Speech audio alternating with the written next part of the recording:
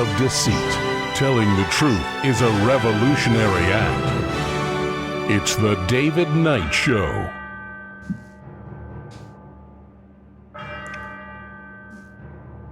As the clock strikes 13, it's Tuesday, the 18th of August, year of our Lord 2026. And as a Tuesday, today is a GOP primary in Florida. And what bears watching, I think, is the race against Randy Fine, one of the most vile traitors to America in Congress.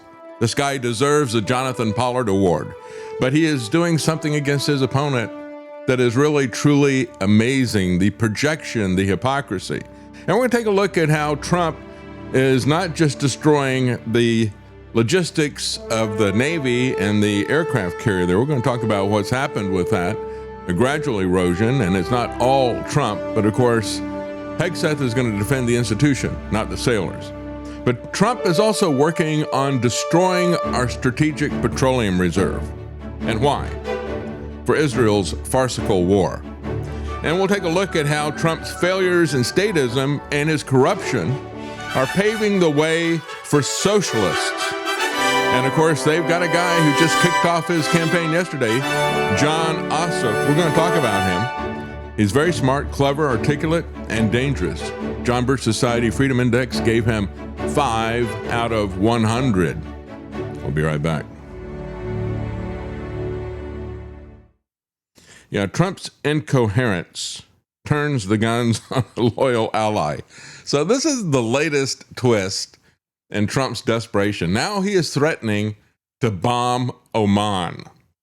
Now, Oman has been a U.S. ally for a very long time. They've tried to operate as a mediator, but because they were working on an agreement, again, they are the southern side of the Strait of Hormuz, that narrow point there that is only 21 miles wide, and they have been working with Iran to try to get the Strait of Hormuz open. Let's come up with some kind of agreement. You don't always have to get every single thing that you want. That kind of absolutism is the path to war and destruction, but that is the path that Trump has us on. And so, as this article from Raw Story says, Trump's war has spiraled so far off the rails that he's now turning fire on America's own friends.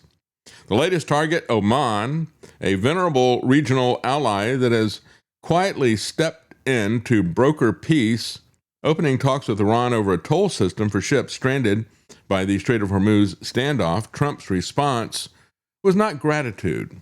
He threatened to bomb them.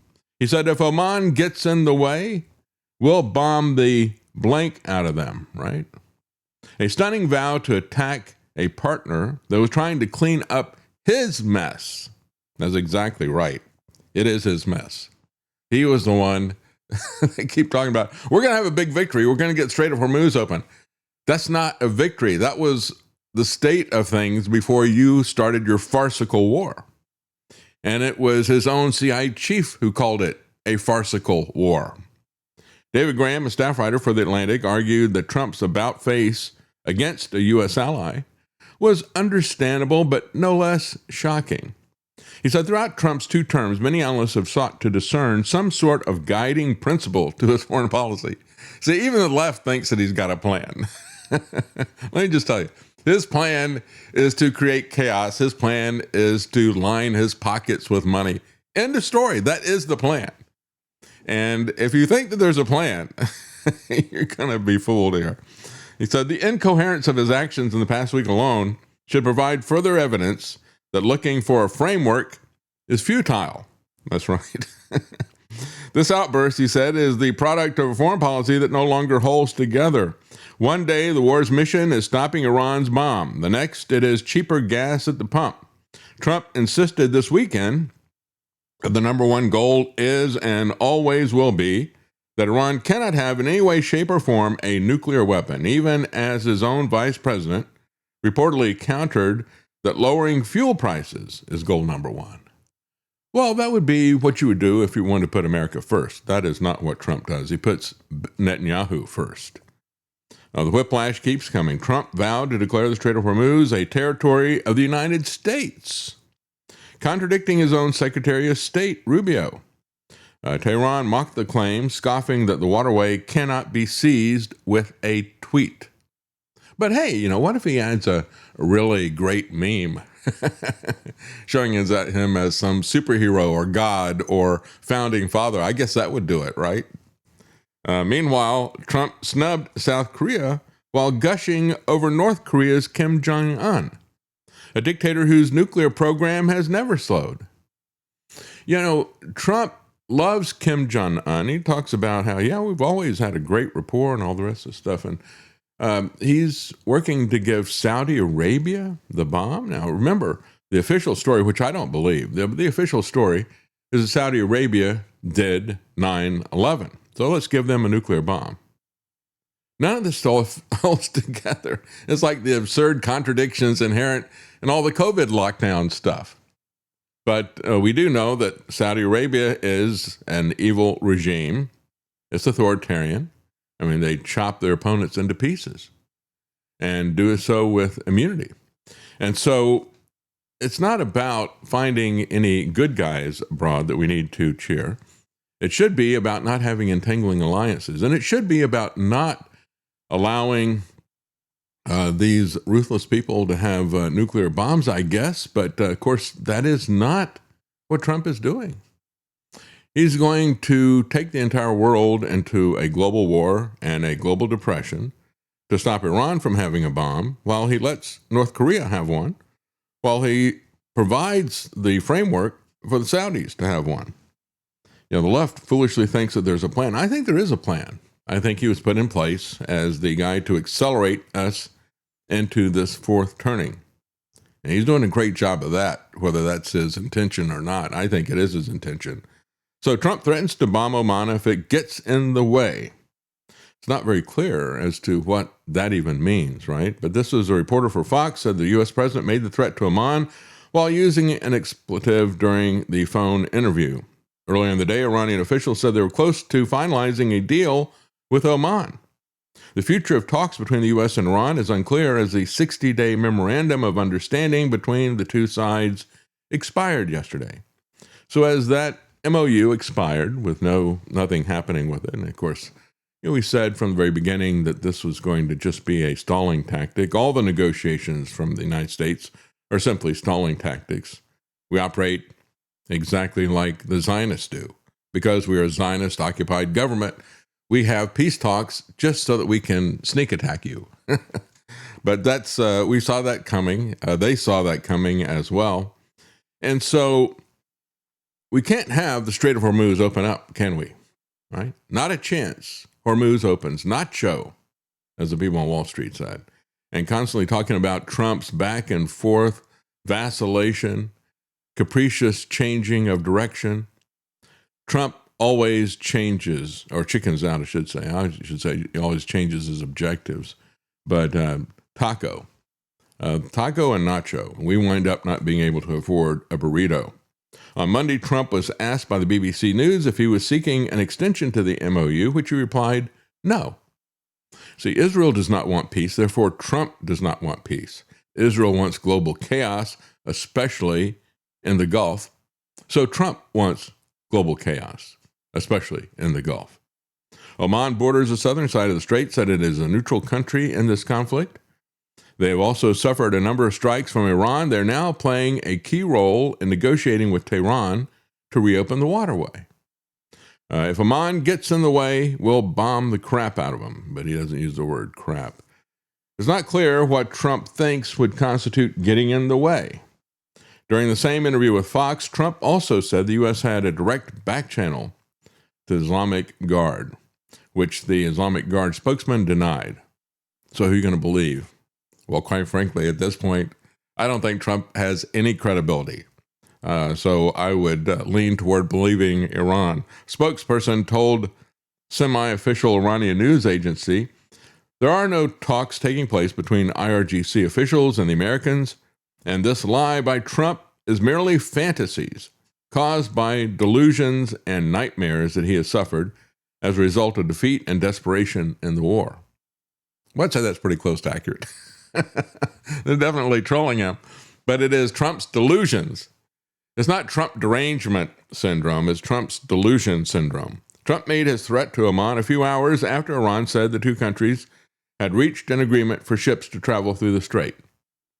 So, just to summarize, the supposed memorandum of understanding, which clearly the U.S. was publicly editing without the agreement from the other side. You saw J.D. Vance saying, yeah, well, we're not going to give them money, but yeah, there is some money that's in there, but that's going to be private money we're putting together, big fund for reparations.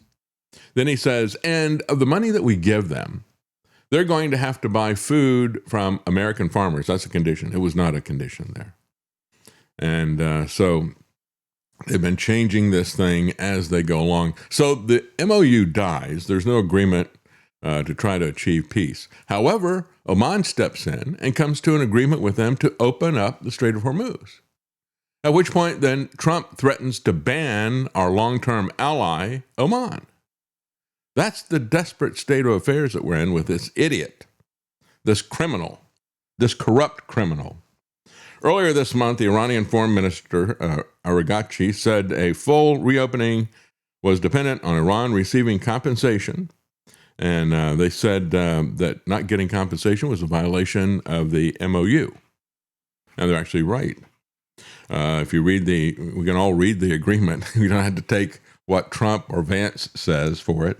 Reuters, citing an Iranian official, previously reported that Tehran was seeking fees between 5 and 7% of the price of cargoes from vessels who traveled through the Strait. Maybe we should get Iran to run the IRS for us. The IRS takes a much bigger bite than that, don't they? We can have the Iranian Revenue Service instead of the Internal Revenue Service. But this is what I thought was really interesting. Trump said, well, they're not good poker players.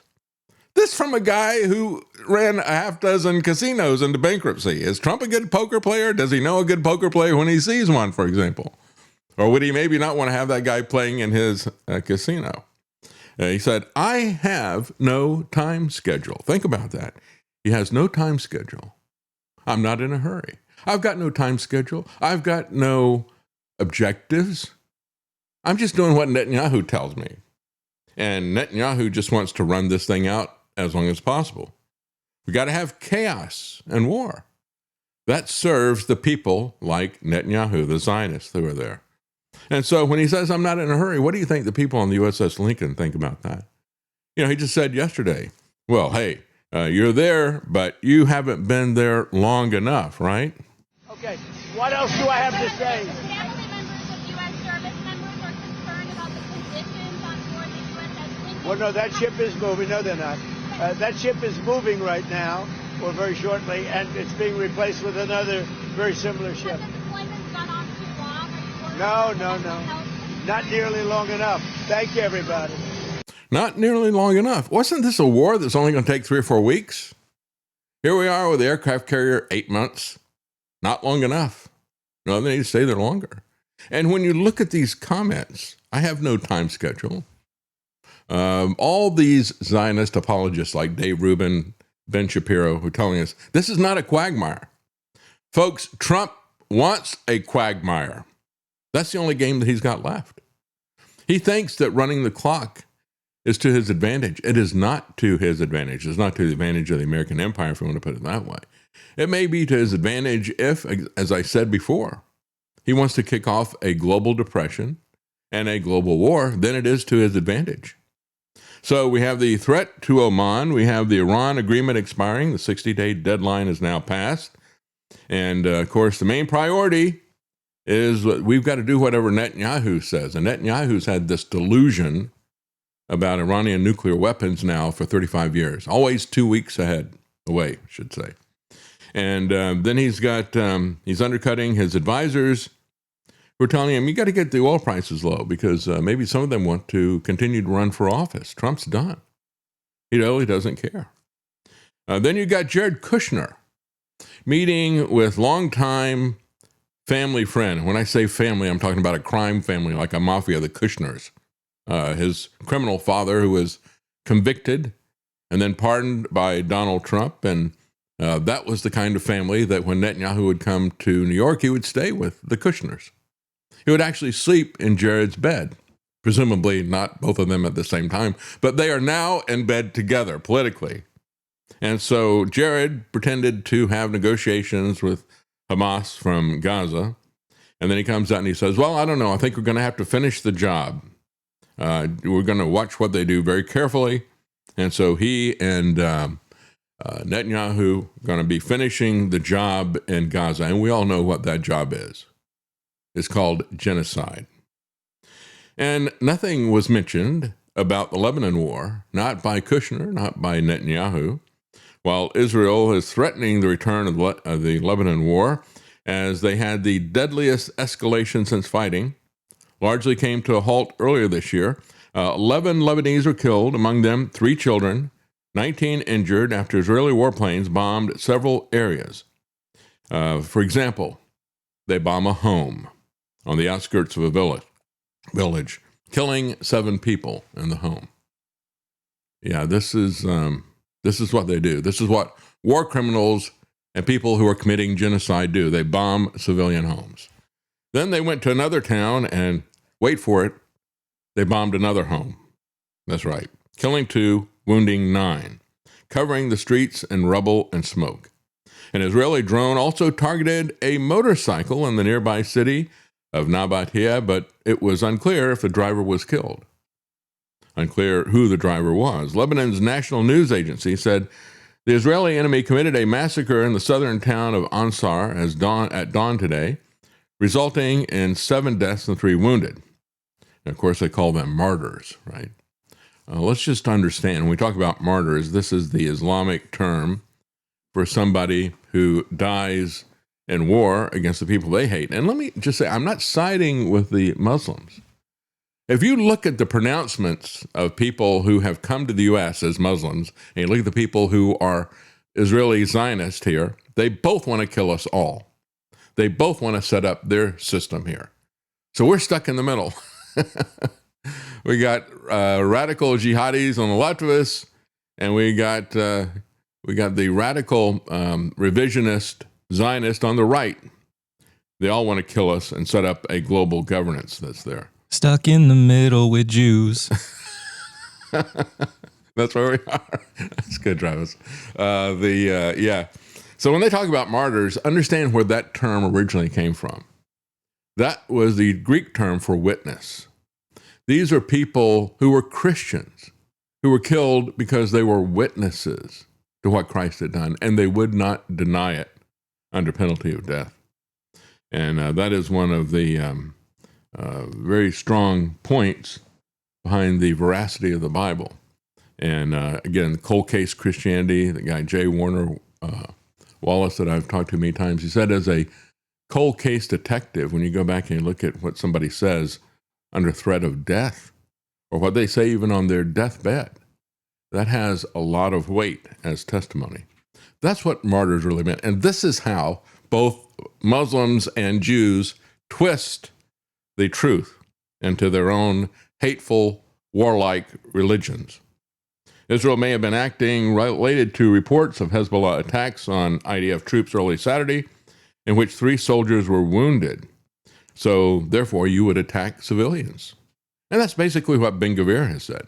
He said, you kill one of us, we kill, not Ben-Gvir, it was a lawyer who was interviewed by, I think it was the BBC. It was a lawyer for the Israeli, quote-unquote, settlers. Well, we've settled what they are. They're just mass murderers. And so what he said was, they killed one of our guys, so we're not going to try to find who the killer is. This guy was a lawyer. He's not interested in due process or a trial. No. This is the tactic that has always been used by authoritarian, totalitarian, murdering regimes, like the Nazis. You know, the Nazis, somebody goes in and they take out a Nazi leader, assassination or something like that.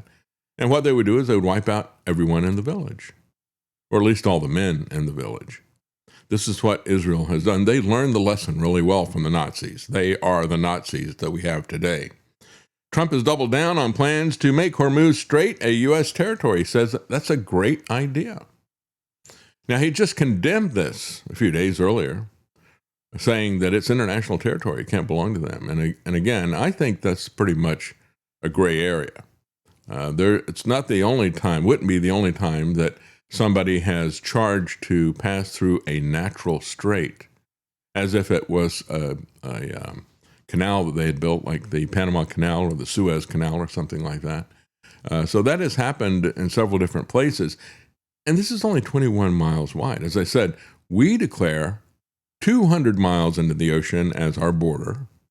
And so I don't see that as being such a sticking point that we need to continue a war over it. But Trump does. And he foolishly says that he's won this war and he's going to make it a U.S. territory. I guess after that, we'll get Greenland, right? Oil spikes as the Hormuz developments continue from bad to bad. Iran is shifting from defensive, they said, to fully offensive. What does that mean? What does that mean when they go on offense? Are they going to do that there in the Gulf area? Or will it be some kind of asymmetric warfare here in America? I'm going to tell you later on why I think the latter is the case. If we look at what is happening with Ukraine and Russia, when you look at the strategies that our quote-unquote ally, the Khazars of Ukraine, are doing in Russia, going after infrastructure, now going after the retail trade. They're going after Russia's equivalents to Amazon, and it is a huge part of the Russian economy to take out these Amazon-like warehouses that are happening there. We are so vulnerable in the same way, perhaps even more so. So Trump has encouraged Americans to see higher prices as a, quote, very small tax in exchange for making sure that Iran doesn't get nuclear weapons. It's another very small tax. It's not a small tax. It is a VAT tax. It runs through everything. Ryan with For the Love of the Road said he expects to see, he was talking about how expensive, he's a trucker, how expensive diesel fuel is. I think he said they're going to go over $6 a gallon in many places very soon. I think that was the figure. I don't have it in front of me here. But Trump administration is very lucky that oil prices have not ballooned because countries around the world have taken measures to try to absorb the shock. There are also still ships that are getting through the strait, perhaps by turning off their transponders and passing through undetected. Yeah, but it's only about 10% of the ships that are going through. It's kind of interesting, as Mediaite points out, you now have Fox News and MS Now agreeing that Trump is lying, that he is not in total control of Hormuz. As a matter of fact, Bret Baier on Fox News stood in front of a map of the strait, and he said total oil flow averaged nearly 21 million barrels per day in the first half of last year, equivalent to about 20% of global petroleum liquid consumption. Usually about 1/5 of the world's liquefied natural gas trade moves through there as well. Despite Trump claiming total control over the strait, traffic has slowed, really to a trickle if you look at this. He said before the conflict, more than 100 vessels a day were crossing. Figures I saw were more like 130 a day. Monday, that was last Monday, 8 vessels crossed. A week ago yesterday, 14. So when you look at when we talk about something being decimated, right? When the Romans would decimate their army, they would come in for disciplinary action. They might kill 1 out of 10 soldiers for some kind of, for running away from the battle or something like that. But we're not talking about that. Instead, we're talking about getting rid of everything but 10%. What do we call that? Is there a word for that? I mean, decimated is when you lose 10%. When you lose 90%, what do you call that? Decimalized? You just move the decimal point 1 mark to the right. You now got 10% left, not 10% taken away. And so he said, what is happening is we see all these people trying to adjust to the energy crisis, raising their prices, releasing strategic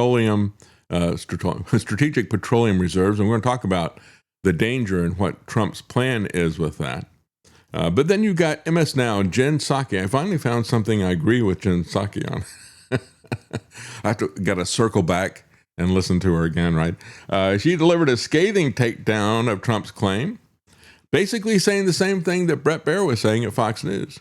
But going a little bit further, she said to flat out say the Iranian government is now a more trustworthy source of the state of the war than Trump. She said Trump is repeatedly having to confront tough, embarrassing, and exhaustingly stubborn realities as his war of choice drags on. His war against the truth continues online this morning when he says, we have total control of the Strait of Hormuz. She said, we neither control the Strait of Hormuz nor are we in any kind of a position to keep it.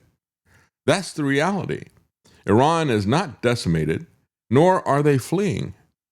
The claims and repeated posts do not change reality. You're better off listening to Iran than the American president right now. Let me tell you, Iran has been the purveyor of disinformation often throughout recent history, but they're better at telling the truth right now than Trump. Psaki, like Bear, went on to say, to discuss reporting about the decrease in ship traffic through the Strait. She said vessel traffic set at a 5-day average of around 13, nearly the lowest level since May the 12th. And so with traffic down 90%, it's not, Iran has not been decimated. Oil production has been decimalized. And so here's the reality, what is really concerning. We've seen the U.S. Strategic Petroleum Reserve. Many other countries have drawn down the reserves. And what does this really mean? You got a threshold that we're at right now, frankly, that many of the petroleum experts are saying. And if we go below that threshold, what happens, and I didn't realize this before they were talking about this, we've got the Strategic Petroleum Reserve is not in above ground tanks. It is in salt caverns in various states. And of course, as they've said, it is never empty. It is always full. The question is, what is it full with? They pump in salt water and they pump in oil. And so as they take the oil out of the top, because of course oil and water don't mix, the oil floats on the top. As they take the oil out, they pump in more salt water.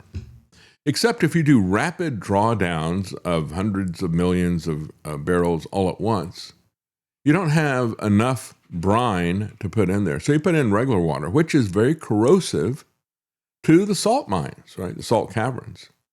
It makes them dissolve. And it makes them dissolve, of course, from the bottom up, which is a big problem for the structure. Because down at the bottom is where the water is going to be. The oil is going to be up on top. And there's a limit beyond which they cannot go, or they start pulling in salt water into their pumps and damaging them, pulling in salt water rather than oil.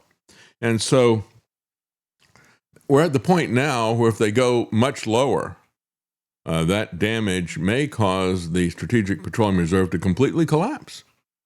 I mean, lose all of it. And so again, there are 60 of these caverns that are thousands of feet underground in 4 major sites along the Gulf Coast in Louisiana and Texas. Who knew that there were salt caverns there? I didn't know that.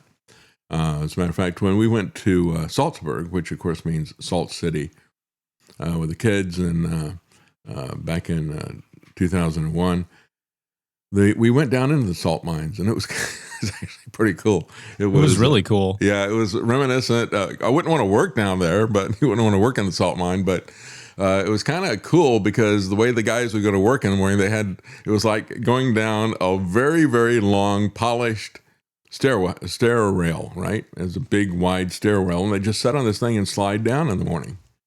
But at the end of the day, after they've been working in the salt mines all day, they've got to slog it out of there on foot. There's no elevator to take them out. So we're going to talk a little bit more about what's happening with Strategic Petroleum Reserves. We're going to take a real quick break here at the bottom of the hour. We'll be right back.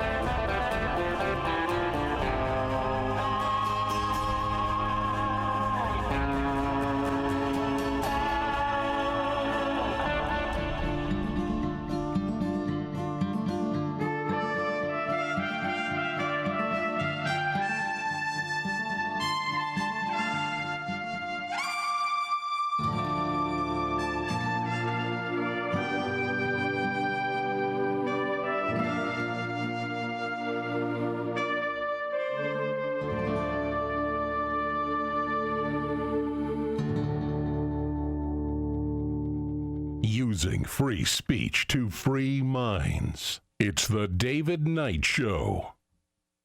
All right, welcome back. Yeah, we're just talking about the salt mines in Salzburg. And of course, I thought one of the most interesting things about it, which explained a lot of the socialist politics in Europe, the one who was profiting the most from the salt mines over there, and again, in those days, salt was a very, very valuable commodity. It was like gold. And the guy who was making all the money off of that was the bishop, archbishop, or whatever his title was, or cardinal. I don't know what his official title was.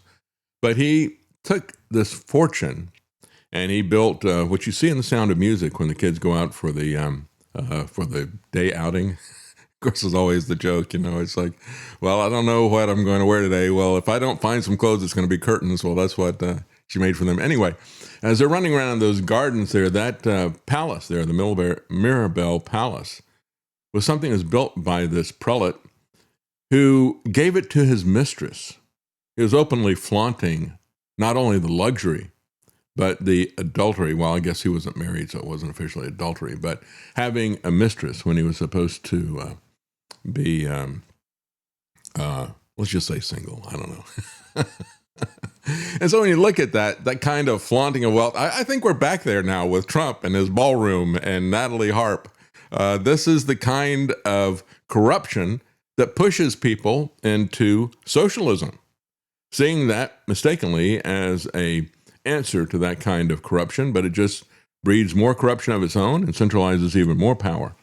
So what they're at right now, they said it's the critical level, many people agree, is around 300 million barrels. One guy was saying who worked for the Biden administration, his name is Amos Hochstein, a senior energy advisor to Biden, disputed what the Department of Energy under Trump was saying this week in terms of what is an acceptable level.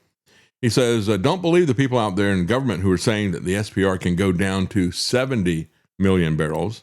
That's nonsense. He said at that level, the reserve would be depleted to the point of never resurrecting it. Depleting the reserve below 300 million barrels risks damage to the caverns, as I explained before. So I don't know anyone who believes that we can go below 300. I know plenty of people who think we can't get near 300 because physically you will damage the caverns where the oil is stored. Nevertheless, Trump's Energy Department spokesperson said the caverns are always full. Well, that's true, but that's irrelevant to what we're talking about. And actually, what we're talking about is the ratio of oil and water that is filling them. And that is the very thing that is destructive. The Trump administration is proposing to go down, take out another 173 million barrels to go down to 243 million barrels. And so the people who are saying 300 is the limit, you should not go below that, they're saying, well, we're going to go down to less than 250 because we think we can go down to 70. We'll see what happens with this. But that is really kind of a metaphor for what Trump is doing to the country in general, isn't it? Texas A&M professor said the practical operational floor of the crude inventory is between 250 and 300 million barrels. And so Trump is planning to go below the lower figure of that, the operational floor. He's going to go down to 243. When the inventory drops below 300 million barrels, they lose the ability to pump oil at rapid speeds to address emergencies. And as I explained before, they have to start using fresh water instead of brine. And if it gets too low, they start pumping salt water out instead of oil that is on the top.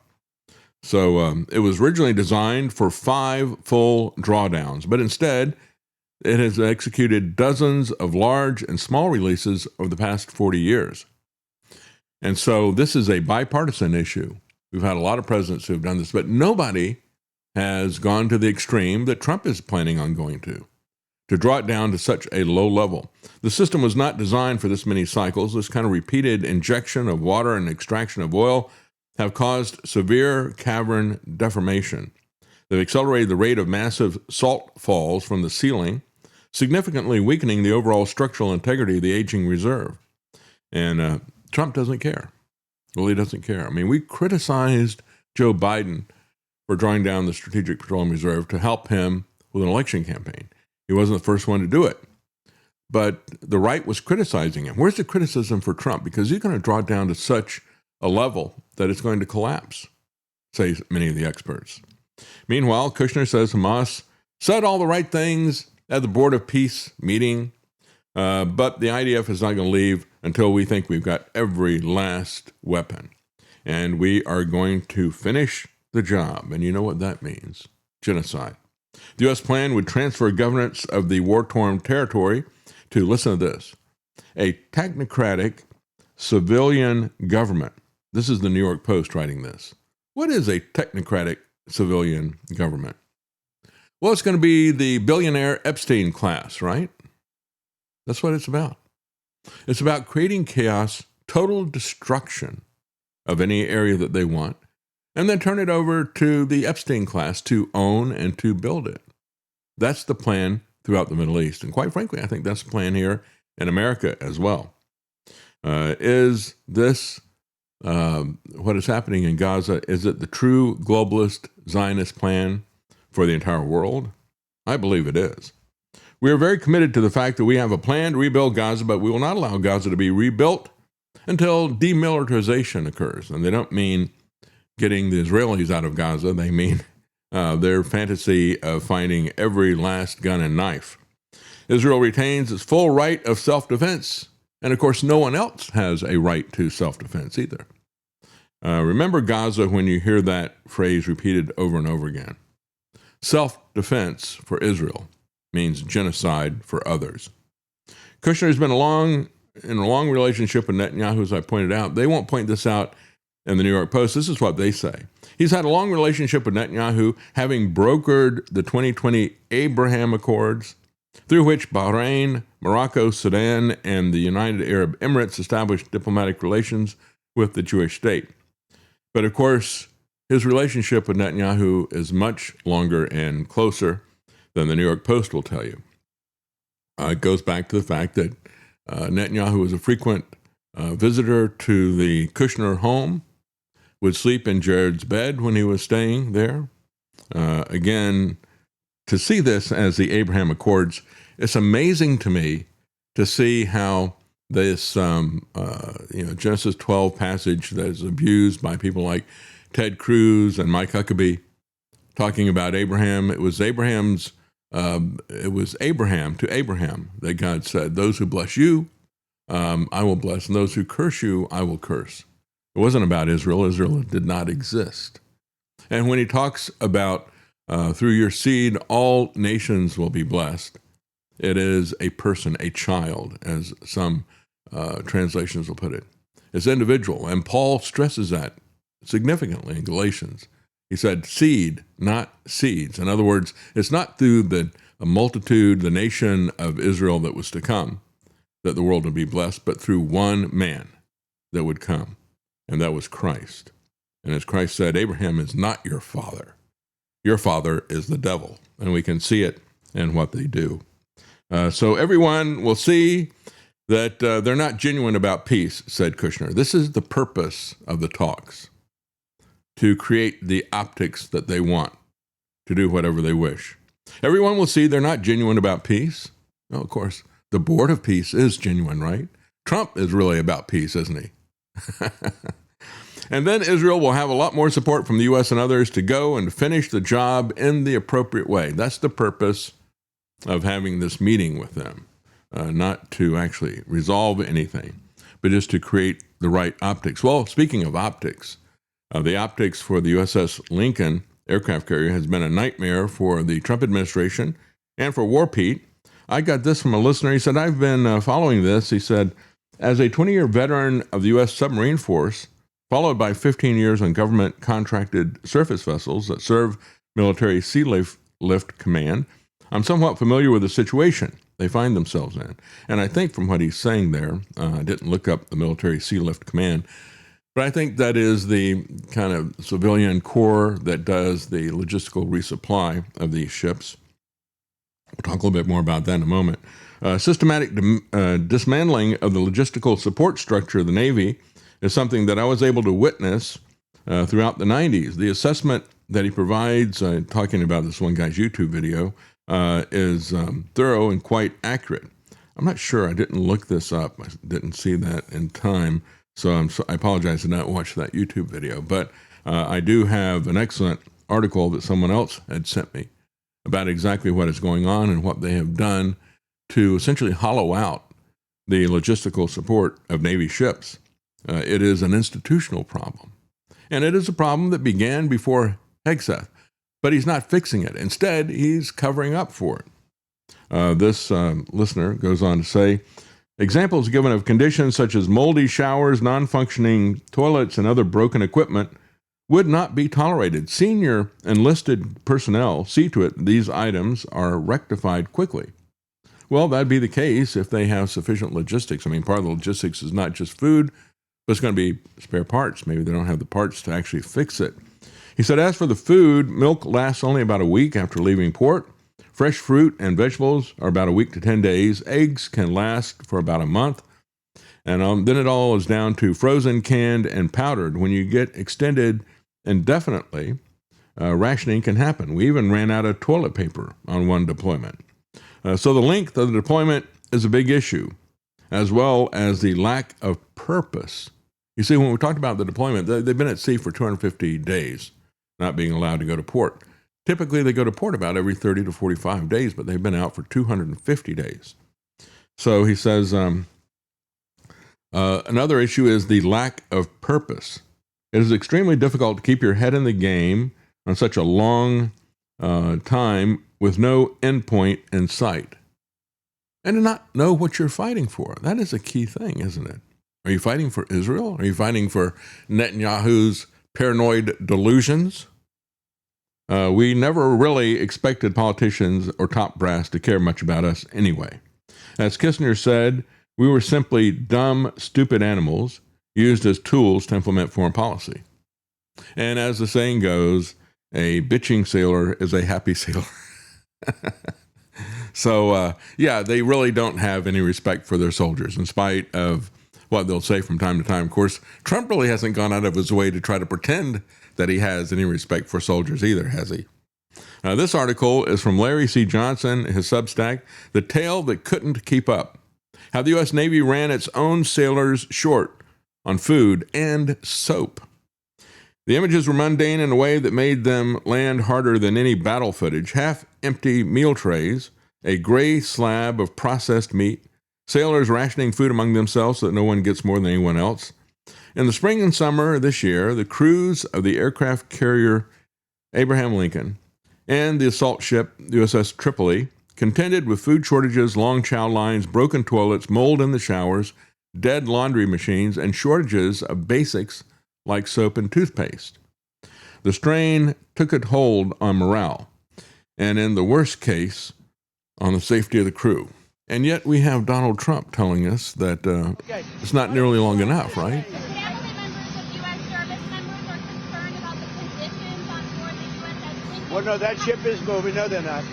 That ship is moving right now, or very shortly, and it's being replaced with another very similar ship. Has the deployment's gone on too long? Are you worried No. Not nearly long enough. Thank you, everyone. Yeah, not nearly long enough. And so what is he talking about? I mean, he knows that he's not winning the war, right? So is this saying, well, we got to stay longer so I can win the war? Is he saying we're going to have a quagmire here? Is he admitting that he's not winning? If it's not long enough, right? If he's won, then they've been there long enough and he can come home. But they're not there long enough, which means that he's not winning the war in spite of all the lies that he has publicly told and made himself the laughing stock of the entire world, friend and foe alike.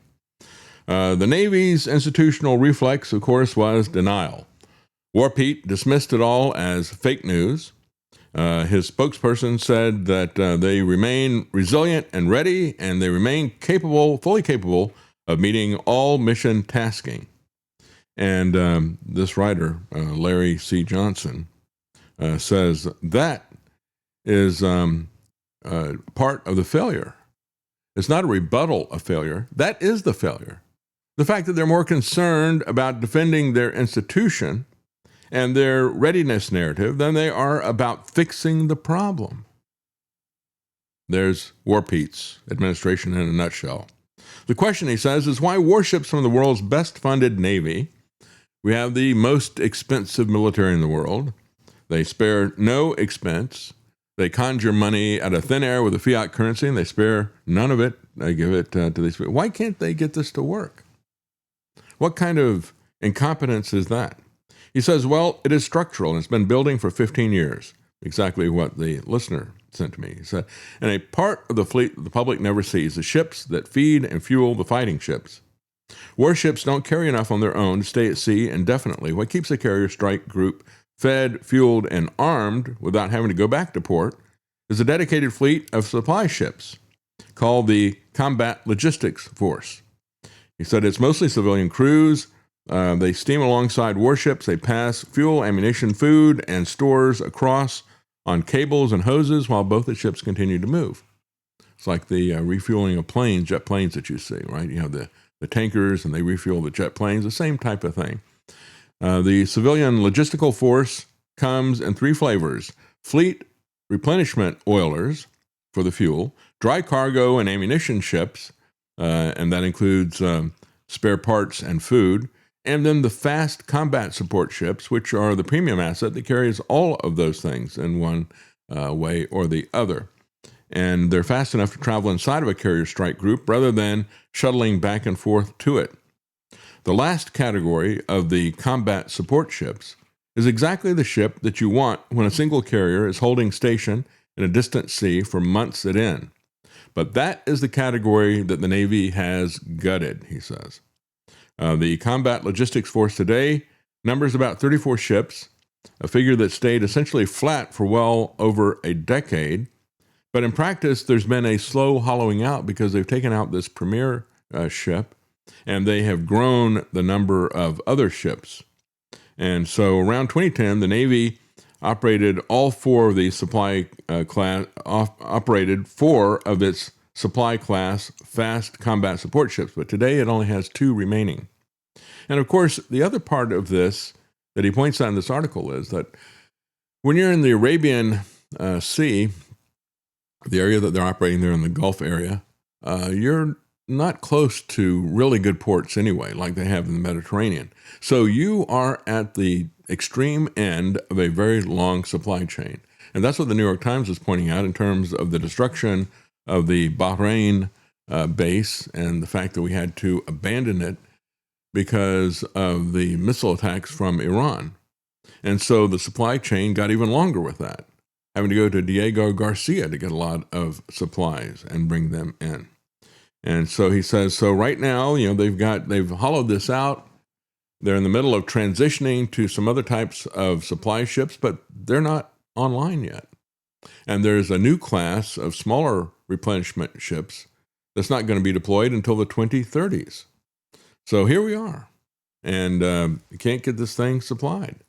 This is an institutional failure. And their reaction, as you saw with War Pete, is to deny it. This is from the top down, the failure. When the margin is thin, the failures show up first in the least glamorous places, not in a missile that won't fire, but in a laundry that won't run, or a gallery that runs low on food. Food, soap, and clean water are the leading indicators of a sustainment system that is operating at its limit. And those indicators all went red in this particular case. A crew that is worn down by more than 8 months at sea, short on the basics that make shipboard life tolerable, is a crew that is under strain that runs deeper than inconvenience.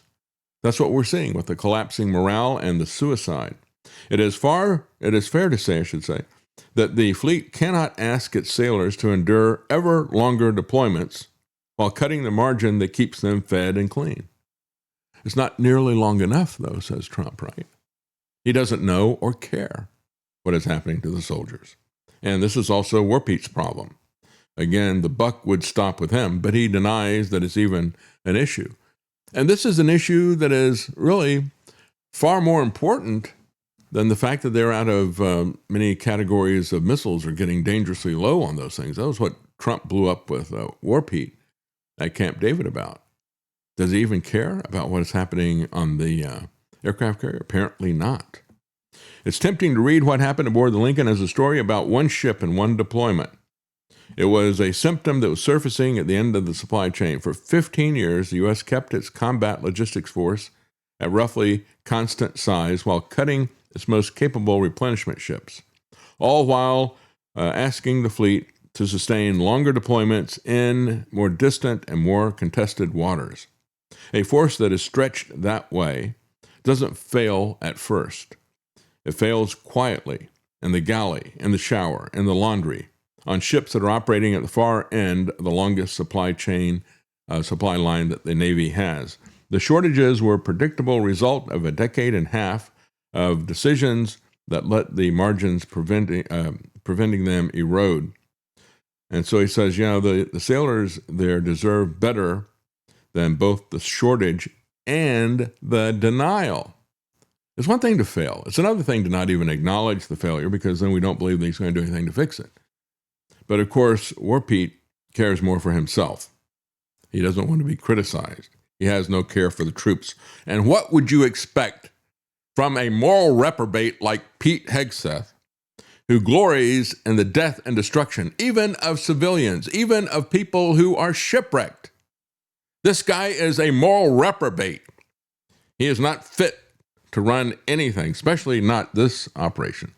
So the irony of the commander and thief hiding in a food truck was not lost on many people as they came up with this meme here. Here he is surrounded by former presidents, and there's Trump in diapers hiding in a food cart.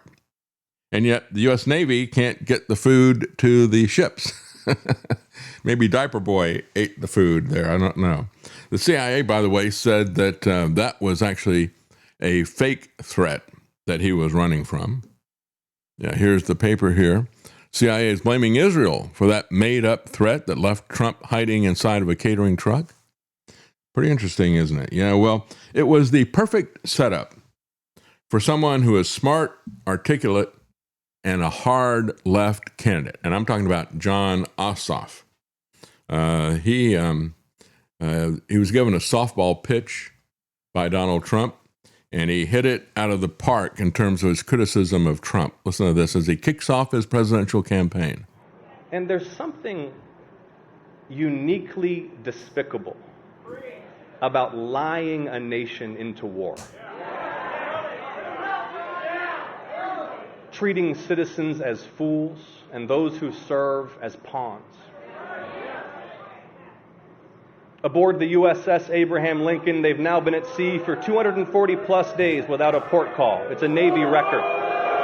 And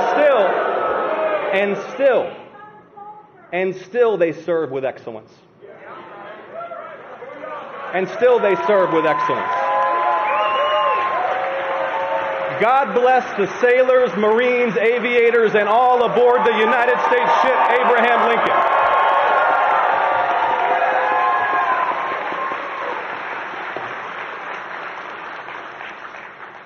See, they don't expect luxury. They'll endure hardship.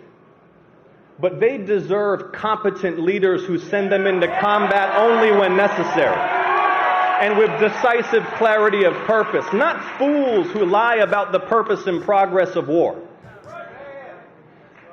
And while the sailors on the Lincoln fight his war,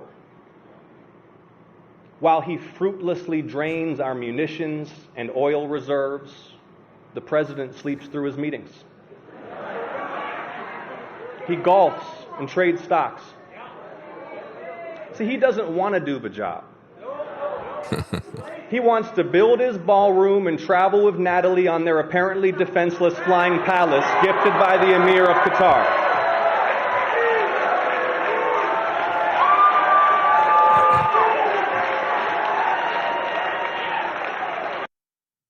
Yeah, of course, that was all spot on, wasn't it? Look at the optics that he's got there. He's not wearing a coat.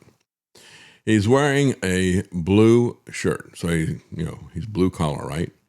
And I guess if he's hot enough, he could wear a short sleeve shirt, but he doesn't. He wears a blue long sleeve shirt that he's rolled up to look like he's a working class hero. What a fraud. He's the farthest thing from a working class hero. But he's very clever, and he knows how to do the optics, and he was spot on in his criticism of Trump. And when you look at what Trump is doing, I think he is just teeing this up for a Democrat in the same way he teed everything up for Biden with the pandemic lockdown. And of course, you heard Ossoff take a swipe at Trump's relationship with Natalie Harp, who he decided to take with him in the food truck.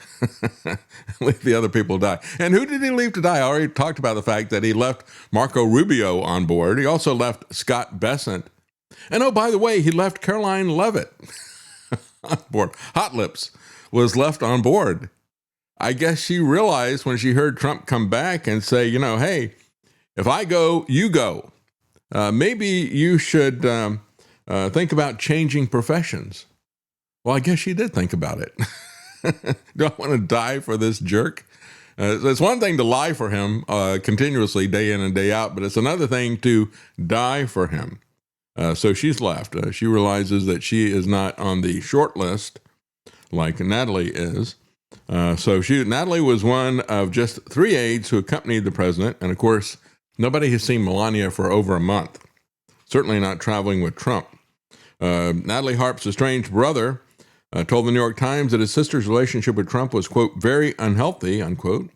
Claimed her devotion to the president extended to leaving him admiring personal notes. Among those was one that read, "You are all that matters to me." Yeah, she is diehard MAGA, isn't she? Well, Americans are falling into the socialist trap by blaming capitalism for the damages of statism. And let's just substitute here Trumpism, because Trumpism is statism. This is an article on Zero Hedge by David Lacal. He said Americans are falling in the socialist trap by not realizing that solving big government problems with an even bigger government is dangerous. Do you think MAGA might need to learn that lesson?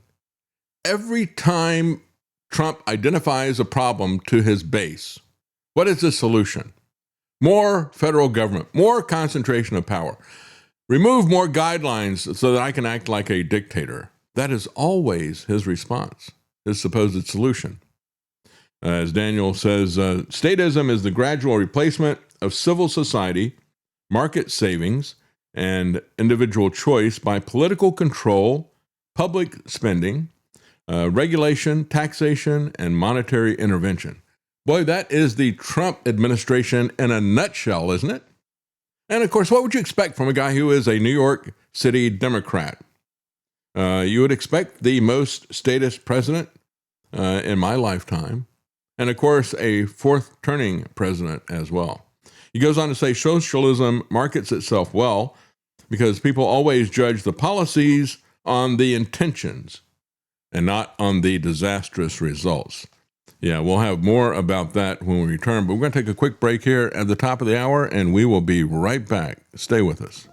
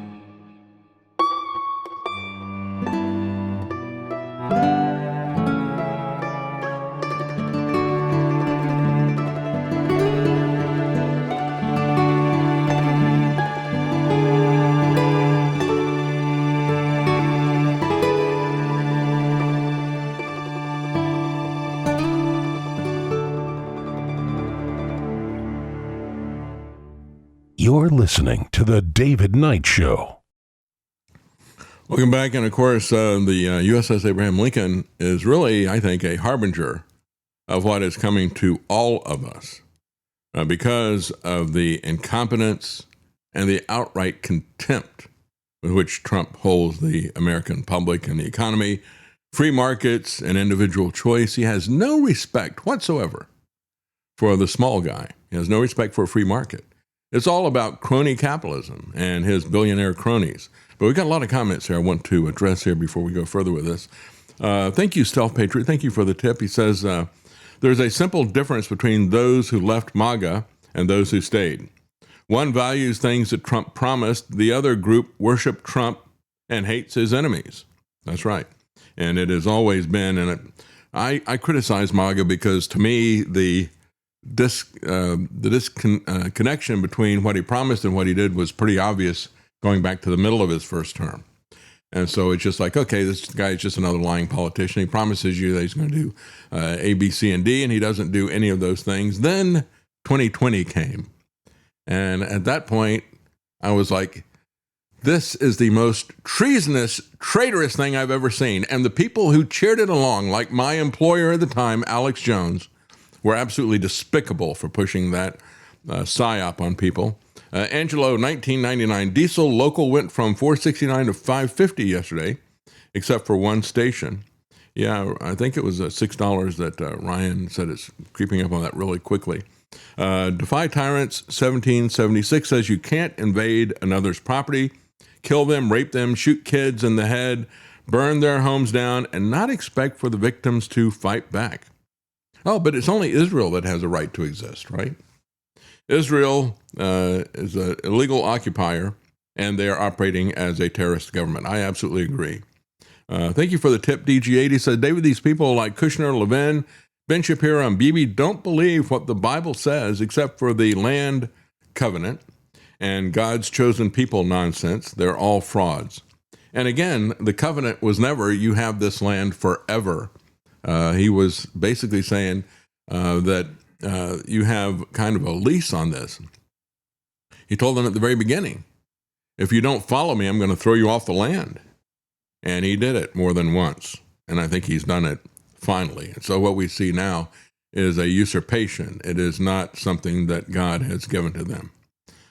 This is a prayer request. Pray for Dugda 007 and her husband as they're adopting. Pray that it goes smoothly and quickly. They're still waiting for a match. Yes, we really do pray that God will bless you. And I just, let me offer you these words of encouragement. You know, when we look at the prayers that God is going to answer, and many times it is, I think we can pray with an extra confidence when it's something that we know that God likes, and God wants us to take care of widows and orphans, doesn't he? So we can ask with a lot of confidence that God will protect Dugda 007 and her husband as they're trying to adopt. That is something that God loves, and he rewards that. We also want to say thank you to DG8 again, and also really good on you, Doug, as you know, I was adopted, so I'm especially invested in that, and I will be praying. Yes. And again, thank you, DG8. It says, David, what you are witnessing is the inefficiency of our military budget, not one more dime for the defense budget till they can justify $1.5 trillion budget. Cut the waste. It's a free-for-all. Yeah, well, there wasn't any justification for $1 trillion budget either. Now after they broke that record, they immediately wanted to boost the record budget by another 50%. It's just out of control. There's absolutely no control. There's no auditing of it. It's just like the gold at Fort Knox. And what a disappointment Rand Paul has been. You know, when you look at what he says, well, I went to Fort Knox and folks, it's all there. You can't possibly know that. You're just lying to us. Did he go through with and spot check and assay the gold bars there to make sure that they're real? I mean, they could, for all he knows, they're gold painted bricks. He doesn't know that. And he didn't go through and count every single one of them. He didn't look at the quality of the things. It's all just a head fake. So disappointed in him. Yeah, he assayed them. He said, I say they're real. Yeah, whatever the asset says, right? That's an assay. He's misled us on the Fauci stuff, on gain of function, and so many different things. It's so disappointing to see him even double down on Fort Knox, which is there in Kentucky. Radisbro, thank you for the tip, says supplies are running low because they were supposed to be sunk already.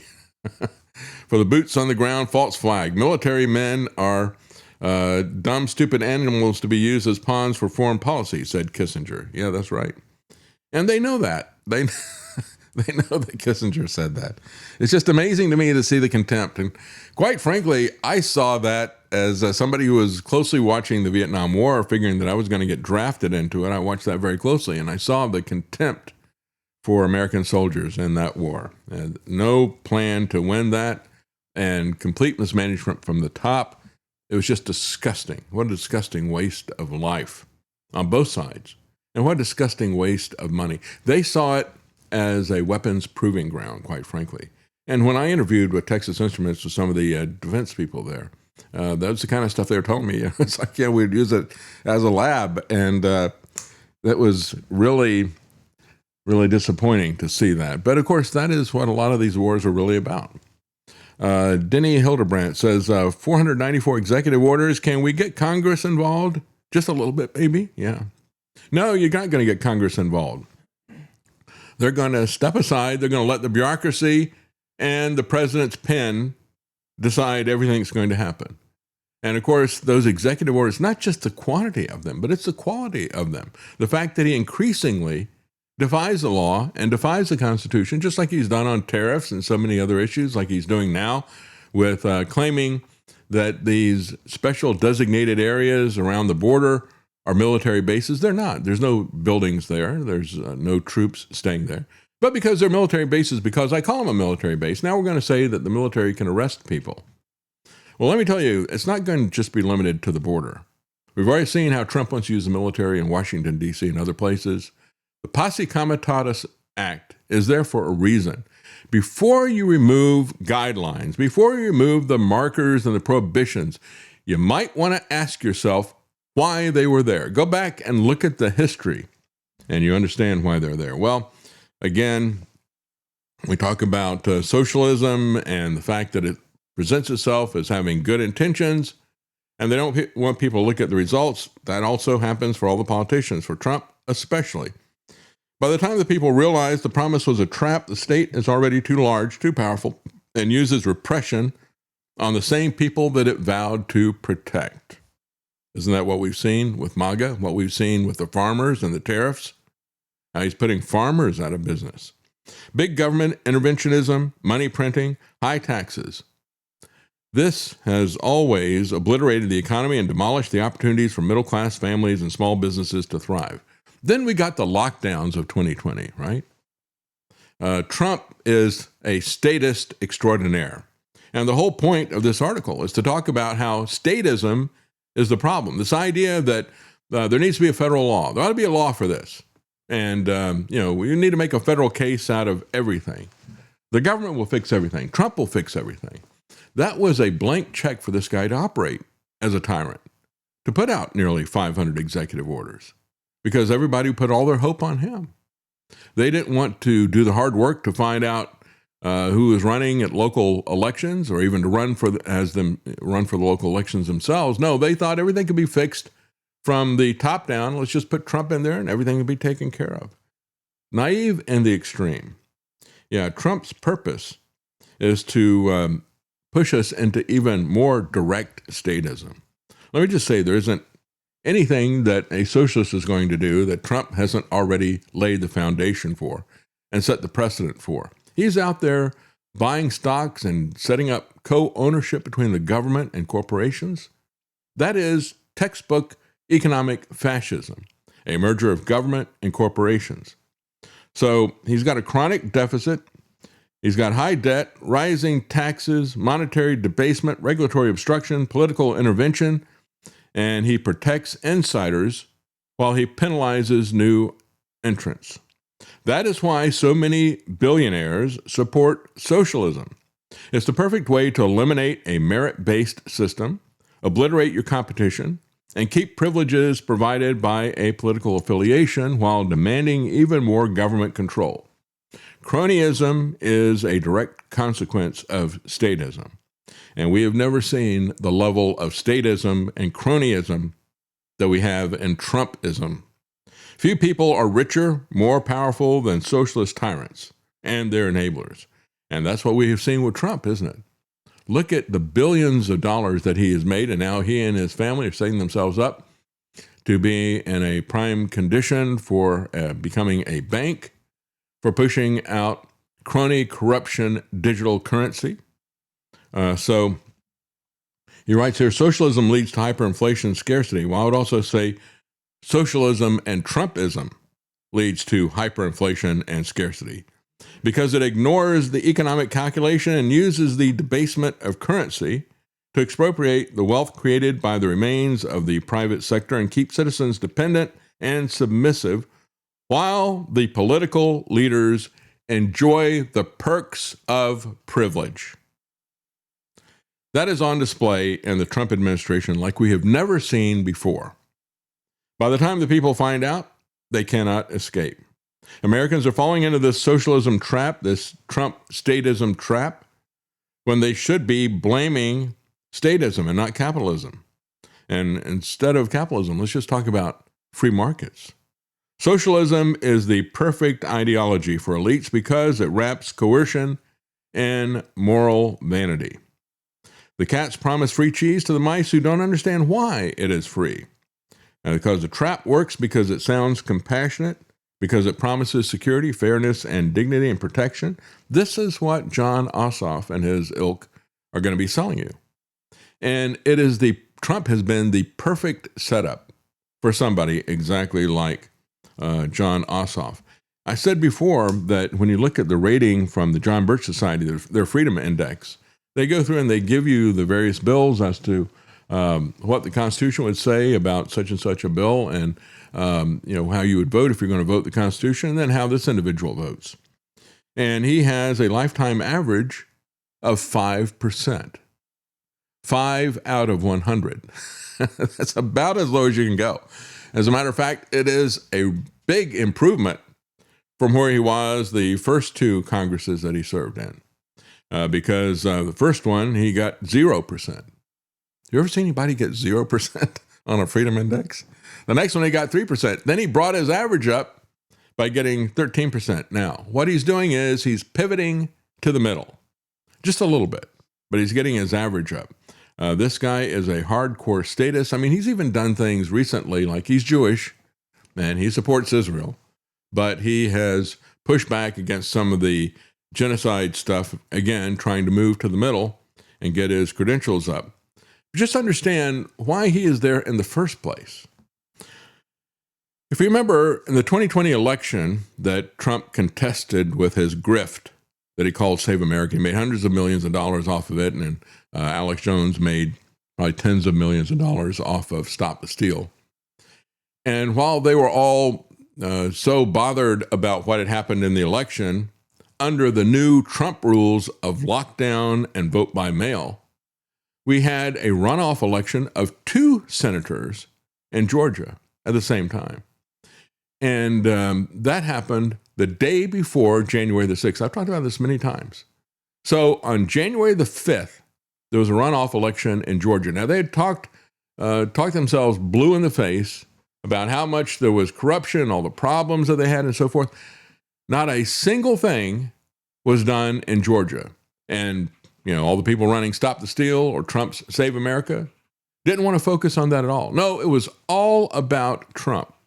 And so from these people's own perspective, if they think the Republican Party is going to fix things, which I don't have any faith in it anymore, but if they think the Republican Party is going to fix things, what they did was by focusing strictly on Trump and strictly on picking the pockets of their supporters, which is what Alex's Stop the Steal and Trump's Save America were all about. By doing that and ignoring what were probably some real problems in Georgia, you had 2 Democrats get elected. And that made the Senate 50-50, and it gave Lala Harris the deciding vote. So they turned over the Senate, and Jon Ossoff was part of that. So he owes his very existence in the Senate to Donald Trump. Now he is in a position to run against him, and I think he is probably going to do that and do it very effectively. And so when we look at what is happening to America, folks, I think that war is coming to America. I think that it's beyond even the police surveillance state. That absolutely is war. But I think there's something else that's coming. But before we talk about that, I want to talk a little bit about the flock war against us. We've talked about the guy who was in Florida. Showed you the pictures of the older gentleman who was sitting in a lounge chair in Florida, and he's got a pole and he's got a sign that he held up in front of the flock camera, obscuring its view, and they had police cars all around there trying to figure out what they could charge him with and how they could arrest him. And the person who put the video up is filming him and yelling at him, "What's your name? I'm gonna bail you out when they take you to jail." He said, "Look, they're going to arrest this guy." Well, they didn't arrest him because he wasn't breaking any law. You can obstruct and block those things visually. You haven't done any damage to it. And so that is not something that is prohibited. And he is actually still at it. This is Carl the Flock Blocker. I'm protesting this flock camera, taking pictures of everybody that comes by here and putting it in a file. I don't like being tracked. I'm here in St. Pete with Carl, and you might have seen him on the internet because he is known as The flock blocker. the flock blocker. He is sitting with his sign, blocking flock cameras. It is hot out here, let me tell you, in the middle of the Florida sun, but he believes protesting against surveillance is very important. I want to be free to go wherever I want to go in this country.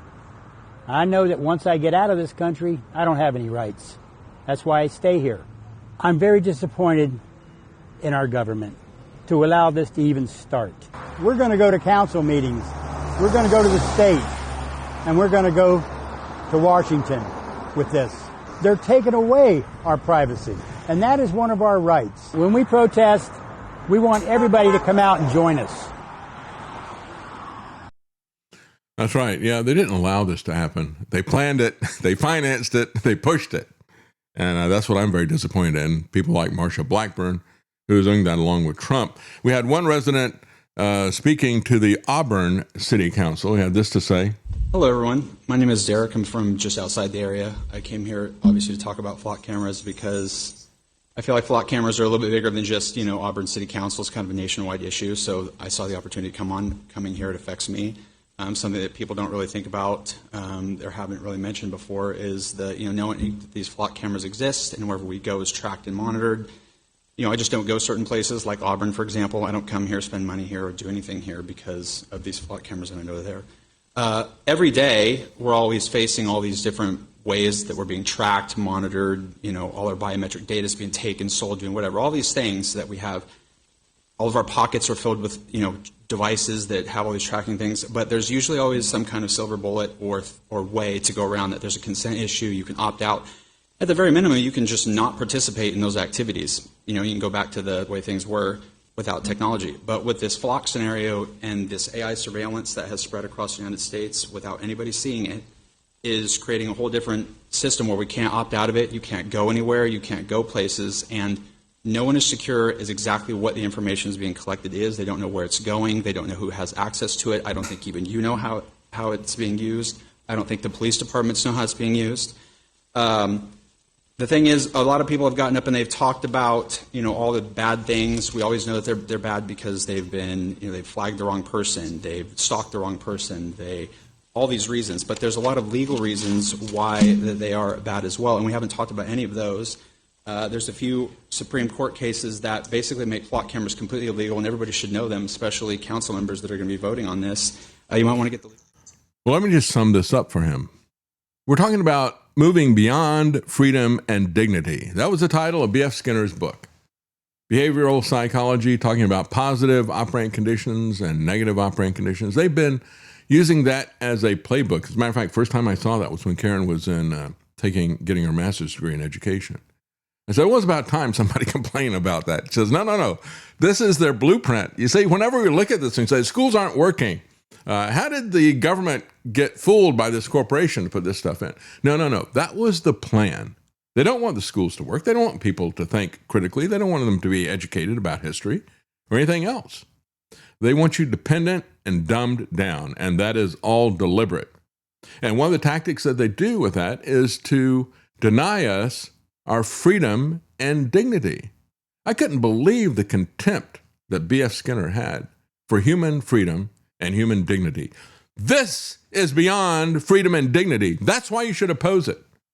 And when we look at the things like Palantir, as I said yesterday, Madison warned us that means of defense abroad like Palantir will always, always, always be used as instruments of tyranny at home. And that is the way Palantir is being used now, and will accelerate that as well. When he mentioned the police, of course, we have a lot of cops who are being told you need to hide the fact that you're using flock when you pull people over. Don't put it in your official police reports. Don't put any of this stuff in, right? You just happened to come across these people. They've been playing this game, by the way, for a very long time with the Sting operations that they did. That was something sold by Harris Semiconductor out of Florida. And with that, they could basically track you and correlate your movements with cell phone issues and other ways like that, and do it without a warrant. That was the key issue. See, the government doesn't like warrants. The police don't like warrants. It makes their work harder. Yeah, that's the intention. We want to make your work harder. We don't want to make it easy for you to control us. It should be hard. And you shouldn't be focused on control. You should be focused on defense. But they missed that point. Meanwhile, you think that Trump is not on board with this? He was asked about flock. Mr. President, there's a lot of debate right now about these license plate scanners that are going up across the country. They're called flock cameras. People are worried that the police might misuse them. Have you heard of them? Yep. What's your stance? Well, it's being studied right now. You have pros and cons, right? It's being studied right now. We'll have an answer sort of as to our views on it over the next couple of weeks. Mr. President, yes. Yeah, it's being studied right now. I don't have anything to tell you right now. It's kind of like the Mike Johnson report. Well, I haven't heard anything about that. I have to look into that and get back to you. Well, we do know that the flock cameras have gone from 400 to 120,000 in just 3 years. Think about that. This rapidly metastasizing police state that is there. And of course, yesterday I showed you a picture of an app that Handy sent me. Of course, he's living right there in the heart of the beast in Atlanta, where this company began, where Flock began. And there are cameras all over the place, 5,000 of them. And there's an app there called Flock Hopper. And so it can give you directions as to where you're going, and just like any kind of phone app that's a map app. But it can also, you can choose to take me a route that is going to be private, that I'm going to avoid these cameras. And as he sent me a screenshot of it, you can take one route here, or you can go 3 times as long and try to avoid all these different flock cameras that are there. Is that really what we want to do? And as the guy was saying in the Auburn City Council meeting, he said, well, I avoid coming into this city anymore because you put all this stuff up. Well, in the middle of New York City, some people don't have to avoid the flock cameras. Take a look at this. These are 2 pictures, right? And on the left, we have the blue dots, which is where the flock cameras are. And they're all clustered around everything, except there's this one blank area. And some people said, what's the matter with that area? Why isn't that area being surveyed? Why is that not of interest? Well, it's not Central Park, because they put these things on footpaths as well. They want to put them in the parking lots of gun stores. They want to put them on footpaths. They want to put them everywhere. No, if you look at the other map shows where the concentration of synagogues are there in the metropolitan area of New York. And it turns out that that's where they don't put the flock cameras. As people have said, if you want to know who controls you, look who you're not allowed to criticize. You might also want to look at who you're not allowed to look at. Not allowed to look at certain people and what they're doing. Well, DFLOC has summarized it by saying there are no guardrails, there are no regulations, there's no, well, only if we really need to, pinky promises. It is a Fourth Amendment violation, full stop. And they have to come down. They're absolutely right. There is no reform of this. It has to be banned. And again, there's only one group that you see there in New York City that's not surrounded by flock cameras. It's the synagogues that are there. The ones that you're not allowed to talk about, the ones you're not allowed to look at. But I said earlier, I think war is coming to America. And I think Trump thinks that as well. I think he's doing his best to make it happen, frankly. Trump is now saying the White House needs to have the ballroom because it is a military complex. He's making this argument as a court has blocked his ballroom. He says, quote, "We desperately need national security structure." And it's desperately needed there. And it's not just about entertaining VIP guests. The president and his deputies have lately focused on a different argument. It is crucial for national security. And again, when we look at this, the blanket, I can't tell you anything about this. Don't look at my budget, all the rest of this stuff. The beard of national security seems to always be to do something that is either unpopular or even criminal. But in this particular case, Trump may be telling the truth. He's actually very scared, and he has reason to be. When you look at what is happening in Russia, and we're going to take a look at that, the type of war that could easily come to America is what's happening now in the Russian and Ukraine war. And rather than protecting us, this is not about national security. Trump is provoking these types of attacks that are going to come to America, just like they came to Ukraine and the Russian war. And so rather than protecting us, national security has always been the plan to save themselves and let the rest of us die. And it has always been as part of the national security state that was created after World War II. Truman was very instrumental in doing that. I mean, he created the NSA with an executive order. They had the charter for the CIA.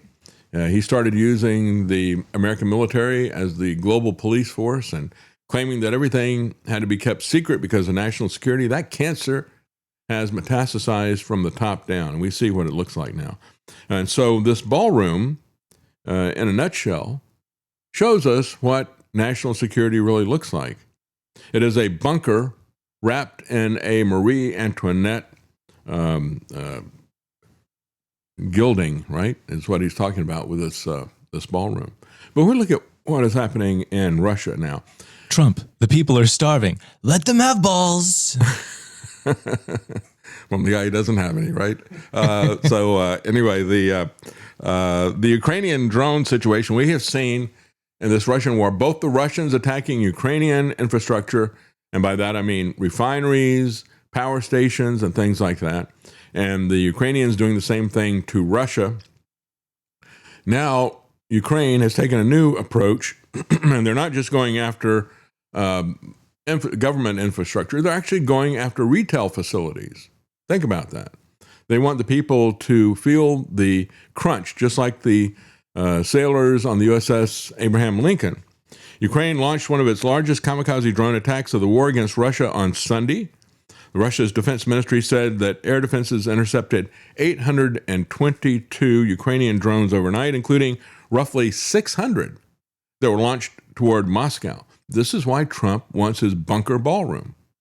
Ukrainian long-range missiles and drone swarms have targeted high-value military assets in the past, oil and gas infrastructure deep inside Russia. But the latest attacks have been based on logistical networks. They're going after Russia's version of Amazon. It's called Wildberries. And they've taken out 7 out of 10 of Wildberries' largest hubs recently. One of them is 250,000 square meters, which is 2.5 million square feet. They just took that one out. We're going to take a quick break, folks, and we will be right back. Stay with us.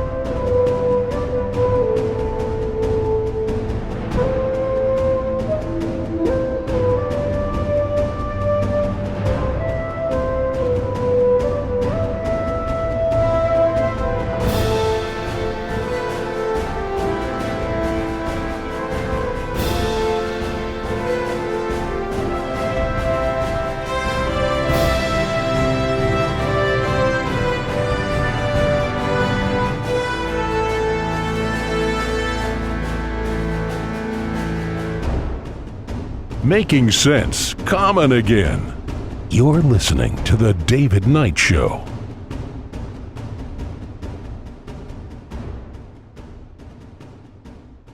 Hello, it's me, Volodymyr Zelensky. I'm so tired of wearing these same t-shirts everywhere for years. You'd think with all the billions I've skimmed off America, I could dress better. And I could, if only David Knight would send me one of his beautiful gray MacGuffin hoodies or a new black t-shirt with the MacGuffin logo in blue. But he told me to get lost. Maybe one of you American suckers can buy me some at thedavidknightshow.com. You should be able to buy me several hundred. Those amazing sand-colored microphone hoodies are so beautiful. I'd wear something other than green military cosplay to my various galas and social events. If you want to save on shipping, just put it in the next package of bombs and missiles coming from the USA.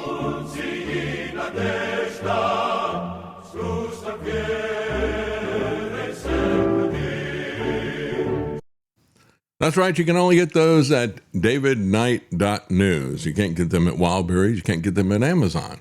Perhaps Zelensky's goal is to take out all of the Russian equivalents of Amazon so that everybody has to dress down in his military cosplay like he wears all the time. Nothing allowed but green T-shirts. Well, it is truly amazing the extent at which they are targeting this retail giant, Wildberries, in Russia. The biggest one that they just hit was, again, 250,000 square meters. Well, square meters is roughly about 10 square feet. So we're talking about 2.5 million square feet. In the Moscow region, it employed 13,000 people. They now no longer have jobs.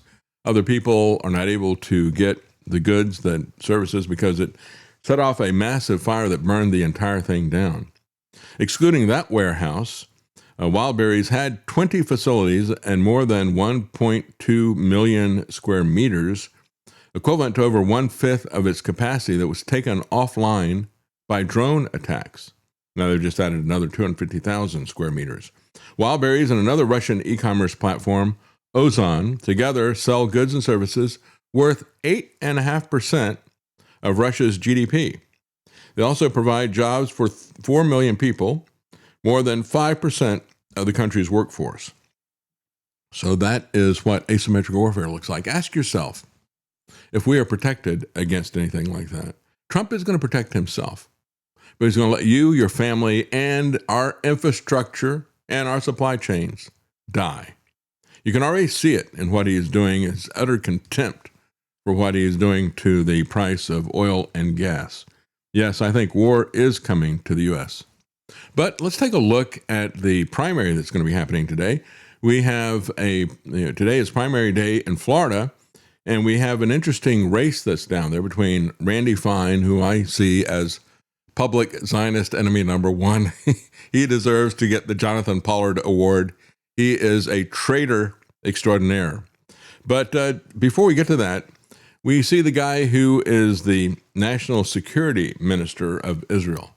This guy, Ben Gvir, who is not shy about saying the quiet part out loud. He openly talks about genocide over and over again. He had another one they just came out with. He advocates killing 30 to 40 people in Gaza every night as he's doing a podcast, speaking to an ex-hostage. He said, "It's no secret that I disagree with the prime minister." He said, "I think targeted assassinations should be carried out in Gaza." Well, hey, you've already been targeting children. We've had doctors who have come back and said, yeah, these kids, it's like the snipers have decided it's like a game with them. They decide today we're going to shoot them in the right shoulder. And he said, I see all these kids coming in with the same wound in the same place. They know exactly what they're doing. This is not accidental. This is deliberate. It is a game for them. Targeted assassination of children. But of course, targeted assassinations are the preferred Zionist war tactic, aren't they? He said they should be carried out in Gaza, taking down 30 to 40 every night. He said not just those who pose an immediate threat either, right? There are people out there who are not worthy of life. They should not live. They're not even people. Folks, this is Zionism writ large. Those of us who are not Jews are not worthy of life. How many times do they need to tell us? How many times do they need to say this openly? That everybody that is not part of their club, and it's not even an ethnic club, they lost all of their genealogies when the temple was destroyed. They don't do any DNA testing now. And even if they did, the Ashkenazi Jews are not Semites. And so, and we have a good example of that in terms of their allergy to the olive trees that are so heavily indigenous to that area. Only 1% of the world's population has an allergy to the olive trees, pollen. But the Ashkenazi Jews, put Jews in quotes, 66% of them have an allergy to the olive pollen. So these guys are fake Jews, the ones who say they're Jews, but they're not. They're actually the synagogue of Satan. And over again, they talk about how they want to assassinate people, how other people who are not them are not worthy of life. This is the same playbook that we have seen from every genocidal, every totalitarian government. And it's not just limited to Jews. We have seen this over and over again. But the Jews have learned the lesson well, and they are probably the biggest proponent of this idea right now. Similar statements by Ben-Gvir and other Israeli officials have been presented to the UN's World Court as evidence of genocidal intent. Yes, of course. If you have decided and publicly state that you're going to run every last one of them off of the land that you want, and you don't even consider them, they're not even people, he said, then yes, that is an admission of war crimes, contemptible war crimes. Israel denies that it has committed genocide in Gaza, and yet you even have multiple Jewish organizations say that fits our definition of genocide. Matter of fact, the guy who coined the term genocide was a Jewish historian, sociologist, whatever, and he was referring to what happened in Azerbaijan with the Armenians and the Turks that were there at the time, and that is still going on. And that was a case of genocide. We're going to run all these Christians off because we want to have their land. We're going to run them off or kill them. That is exactly what is going on in Gaza. That is the very definition of genocide. It is identical to what was going on in Armenia. Israel's domestic media has made scarce mention of the statement. They don't even pay attention to it. It's not even extraordinary to them that he would say, yeah, let's kill 30 to 40 people every night. That's not even newsworthy to them. Highlighting how the once fringe ideologies that Ben-Gvir has, the popularity of that is surging. You see, this is not just Netanyahu. This is widely supported by the people in Israel. As a matter of fact, a lot of the problems that they have with Netanyahu is that he's not Ben-Gvir enough. He's not pushing this hard enough. And that's what the people who are threatening his position as prime minister, the people who look like they might unseat him as prime minister, they're even more hardcore than Netanyahu. This is a problem that is shared by the Israeli population at large. Figures like Ben-Gvir have become more popular among Israelis. And as they point out again in this article from AP News, they said, well, since Hamas killed about 1,200 people, look, this is another one of these inflated body counts that they did, just like the 6 million number. They killed a lot of their own people. And I've played the clips for you of the military commander saying that. Yeah, we had, half dozen people or a dozen people or whatever in this house, 13, 20 people. Yeah, we took it out because there was somebody that we needed to get here. So we just killed all those Jews, right?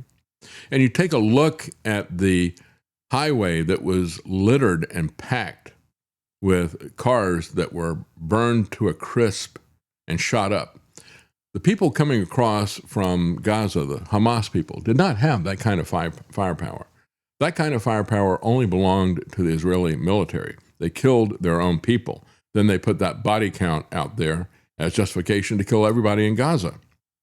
So Ben-Gvir is now one of the most influential people in the country because the country wants this. This is what the people want. And I've said many times, I said, I was reluctant to criticize the people of Israel because I understand that there's ultra-Orthodox Jews that are there that don't support this type of thing. And they don't even support the state of Israel.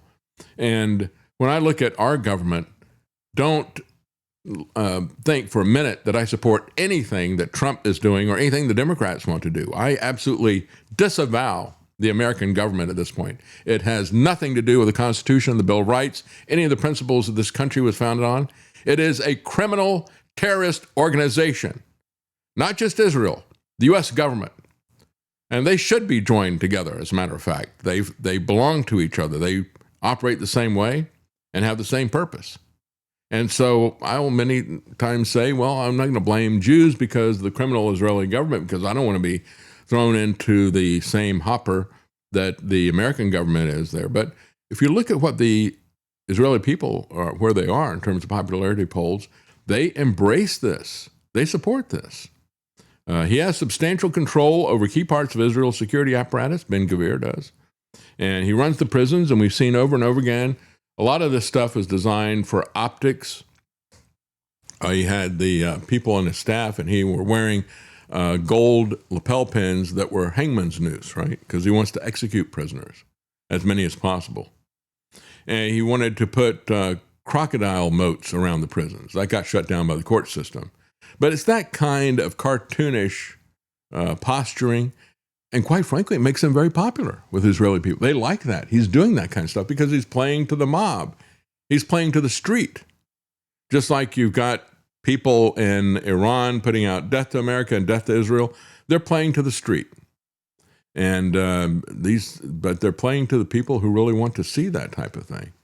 And so we've got, on the one hand, we've got the radical jihadis. And then on the other side, we've got the revisionist Zionists, who are every bit as radical. The people who want to have a global government, who want to kill everybody that is not a part of their club, that is not a part of their ethnic identity or their religion. And the Zionists are the same thing as the Islamic jihadis, quite frankly. Ben-Gvir openly advocates mass immigration and expulsion of Palestinians from Gaza. He wants the Jews to take over the areas of Gaza, which is, again, textbook genocide that they're doing. In the same taped appearance, he advocated for mass immigration of Palestinians from Gaza, ethnic cleansing, in a word, and the resettlement of Gaza by Israel. And again, this is what Jared Kushner is doing with Netanyahu, saying, yeah, we're not going to leave if there's anybody that still has a gun in Gaza. Well, why are we not allowed to have guns in Gaza, right? They don't have a Second Amendment in Israel, that's for sure. But you don't have a right of self-defense. When you take away the weapons, you don't have a right of self-defense, and that's what they're saying. They're saying that only Israel has a right of self-defense, so therefore we can invade them. 20 years ago, Israel withdrew from the Gaza Strip, dismantling a block of 21 Jewish settlements that were known as Gush Tataf. He said, I see all of Gaza as ours, said Ben-Gvir in the interview. Settlements not just in Gush Katif, I don't know how you pronounce this anyway, but throughout Gaza, encouraging as much immigration as possible, sending them to their countries and to the territories. No immigration, nothing, just kill them, one by one. So he doesn't even want them to leave. He just wants to be able to kill them in place. And again, even the children. And we've seen that over and over again, because these people, folks, are literally terrorists. Which brings us to Randy Fine, the Jonathan Pollard Award winner. I give him that award. Today, there's a primary. Yeah, we're here with Randy Fine. It's amazing to me that Randy Fine is projecting the stuff that he does onto his opponent, Dan Bilzerian. Now, I don't know Dan Bilzerian. I've seen some of the cases that Anthony Sabatini, who is working with him, have been involved with, and I respect some of the things that I've seen Sabatini do. Bilzerian, I don't know who the guy is. I just know who Randy Fine is. Dan Bilzerian's a what you might call interesting at best character. He has a long history of gambling and posting pictures online of himself with women in bikinis holding guns. That's he's what I've seen. Basically an influencer, and I don't really believe he's in this out of any sense of virtue, but we'll see. Yeah, that's what I've seen. I mean, he kind of looked like an Andrew Tate character, you know. Very much so. So it's like, well, no, I'm not saying that I'm going to jump over here and support this guy. However, I would support that over what Randy Fine is, quite frankly. And what I think is interesting, he's run some real hard-hitting ads against Randy Fine, pointing out exactly what Randy Fine is about. And of course, Randy Fine doesn't have a problem pointing out what Randy Fine is about either. I served with two anti-Semites, Marjorie Taylor Greene and Thomas Massey. One we got to quit, and the other, thanks to all of you, we beat.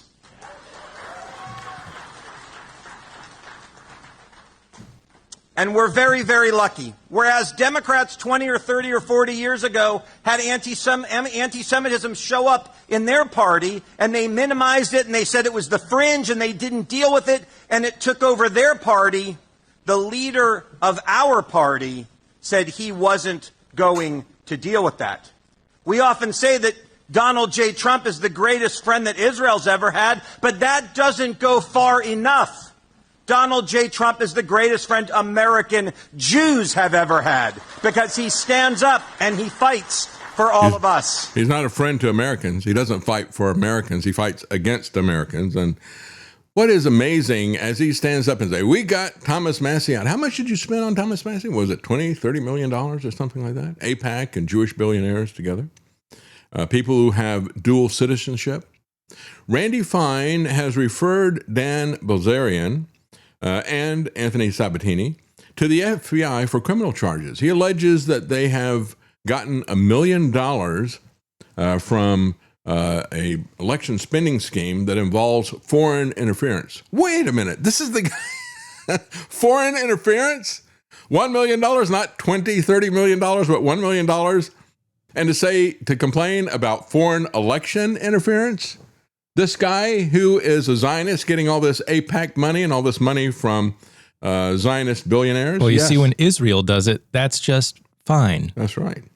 Yeah, you talk about the UK and you see the horrific stuff that is happening there in terms of the government siding with the migrants, saying you're free to stab and beat whatever these various people here, but don't you dare even criticize the migrants that are committing these crimes. We have that same type of double standard. Same type of two-tier system here, and that is with the Zionists being the protected ones. Randy Fine has formally referred primary challenger Dan Bilzerian and Lake County Commissioner Anthony Sabatini and his law firm to the Federal Bureau of Investigation, asking federal authorities to investigate what he alleges is an illegal $1 million campaign spending scheme involving, listen to this, potential foreign interference. Well, we don't have to say that this Zionist money that is represented by AIPAC and all the rest of the stuff, we don't have to say that is potential. That is actual. And so this guy who is the poster child of foreign influence, Randy Fine, has the chutzpah to make that charge against his opponent. The referral marks a significant escalation from earlier this week, when Fine's legal team threatened defamation lawsuits and administrative complaints over the unregistered political group Florida First Action Network. Well, you might want to start with DeSantis, who went to Israel to sign a bill to curtail free speech criticizing the state of Israel. He signed it in Israel, not in Florida. This abomination to the First Amendment. And not only did he go to Israel to sign it, but he handed Netanyahu the pen to commemorate it. Yeah, that part of the Republican Party, DeSantis. In a statement released Friday, Randy Fine claimed that what he described as a, quote, ghost organization, unquote, had raised and spent approximately $1 million over 2 weeks without filing required disclosures with the FEC or state authorities. Listen to what he has to say. For the first time in American history, it appears that foreign actors are directly purchasing campaign advertising. Yeah, not Israel, not AIPAC, right? This is the first time this has ever happened. In an effort to manipulate election results in the United States. The utter hypocrisy of a guy who boasts about spending Massey out of office. and he calls him a foreign citizen, Dan Bilzerian. Well, he does have 3 citizenships. He was born in America in 1980, and then he got a citizenship in Armenia. He was there to stand with the Christians in Nagorno-Karabakh, and that got him in a lot of trouble with the Azerbaijan people. And he also has a citizenship in St. Kitts and Nevis because, again, it is one of these residential ambiguity things, I think. Somebody's got a lot of money like him. You want to have a citizenship in multiple places. This is something Doug Casey has always advocated, and even people like James Davidson who have advocated, make sure that you've got multiple citizenship in other places if you can afford it. I can't afford it, but if you can, you should do that. I don't hold that against anybody. I can barely afford this citizenship. That's right. The taxes keep going up, don't they? But he was there to support Christians being genocided by Muslims. But when you go back and look at interference, let's just talk about what real interference looks like. Anyone who gets in the way, it doesn't matter where they are, even if they are politicians in the West, they are going to fall. And I said this previously. Hold on, did you hear what he just said? And remember, he's an Israeli agent. Are you saying Israel will murder politicians in the West? What do you mean the politicians in the West will fall? Yeah, we will not vote for them anymore. Oh, no, well, you don't vote for them now. You're not in our country. We have the right to bring them up and to bring them down. Who is we, and how are you bringing down politicians in the West if they dare to defy Israel? He just smiled with this cat-like grin, yeah. Who are you to vote them out? Well, he talked about foreign interference. How about a Mossad agent who openly says that kind of stuff on TV? In the same way, Jonathan Pollard openly talks about nuclear blackmail of the U.S. to get weapons in 1973. And what we got in exchange for that was the 1973 oil embargo. Just like after we do the bidding of Netanyahu, we get the Trump oil embargo of 2026. And it doesn't just stop there. This is a person at Oracle, high-ranking official, I forget exactly, which is like CEO or COO or something like that, of Oracle, talking about how they are going to punish anybody that doesn't support Israel. You hit our website in an Arab country, and you saw your entire screen filled with an Israeli flag, which said, not only we stand with Israel, we stand with our employees in Israel, we stand with the people of Israel, we stand with the military establishment of Israel. There's a few things that we did that I really can't talk about, to be honest, because to advance the agenda for the Israeli military. In other words, it's criminal. But our teams did a lot. We have some really profoundly scary technology at Oracle, and we wanted to make sure that it was available for the effort. Let's just say that. Okay? No, let's just say that. Curio. And I go in and I meet with everyone you'd imagine I meet with. And on my way out, I run into, 5 of my team who are all in uniform working. And to be honest with you, it's like my proudest moment. Her proudest moment. That is Sarah Katz. She is the executive chair of Oracle. And of course, Larry Ellison, Trump's right-hand man that he's trying to give control of all media to, is a hardcore Zionist himself. Yeah, we're doing some very scary things with technology, things that I can't tell you about. Why? Well, because they're illegal, right? And I've got people in uniform. What uniform are they in? You think they're in the Israeli uniform? You think they're in the American uniform? She would have said that. That's not an issue. But they're in the Israeli uniform. So talk about foreign interference, Randy Fine. Give me a break. And when you look at Trump and anti-Semitism, here is his anti-Semitism chief, Leo Terrell, talking about how the First Amendment needs to be gutted. But of course, telling you that he is a First Amendment supporter, just like the left will tell you, oh, I really support the Second Amendment as they're putting in gun control legislation. Where have you found the most pungent examples of anti-Semitism across the U.S. so far? Everywhere. It's everywhere. I mean, we focus on the big cities, but it's in the small cities. It's in the South. It's in the North. It's in the East, in the West. How do I know that? Because my phone never stops ringing. Complaints all over the country of anti-Semitism. And the biggest problem, which I think is our next issue, the local level. We've got to control speech everywhere. Don't worry about those flock cameras. Don't worry about AI surveillance centers. Yeah, they want to control everything about you, especially your speech, your criticism of a foreign government. They say that is anti-Semitism. Well, we just saw the Catholic Church, the America's Catholic bishops, they just put in a Jewish woman who rejects Christ. She rejects Christianity. Why did they put her in? Well, they put her in there to make sure that she's going to remove all anti-Semitic interpretations from the Bible. It's kind of interesting because, the Catholics have not bought into this dispensationalism. They've not bought into this idolatry of Israel. They've not bought into this lie about Judeo-Christianity. But they put her in, and it only took her 2 days to do this. As Catholics, we are called to walk in the truth, and so to reject the conspiracies and lies that lead to harassment and even violence against our Jewish brothers and sisters. There is a strong connection between religious freedom and working to counter anti-Semitism. Notice the same playbook that they use for trannies. If you criticize trannies, if you even say that they're not what they claim to be, right? Just like with Israel, then you are engendering hate and violence. Your speech is now violence. That's the same plan. And where did that plan for LGBT stuff come from?